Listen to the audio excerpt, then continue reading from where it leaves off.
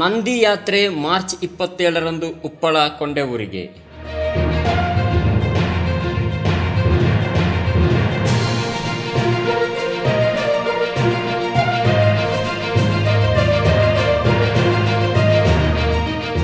ಬಂಟ್ವಾಳದ ಪುದು ಗ್ರಾಮದಿಂದ ಹೊರಟ ನಂದಿ ಯಾತ್ರೆಯು ಕರ್ನಾಟಕದಾದ್ಯಂತ ಎಲ್ಲ ಗ್ರಾಮಗಳಿಗೆ ಹೋಗಿ ಮಾರ್ಚ್ 27ರಂದು ಸಂಜೆ 4 ಗಂಟೆಗೆ ಉಪ್ಪಳ ಕೊಂಡೆಊರು ಶ್ರೀ ನಿತ್ಯಾನಂದ ಯೋಗಾಶ್ರಮ ಪ್ರವೇಶಿಸಲಿದೆ.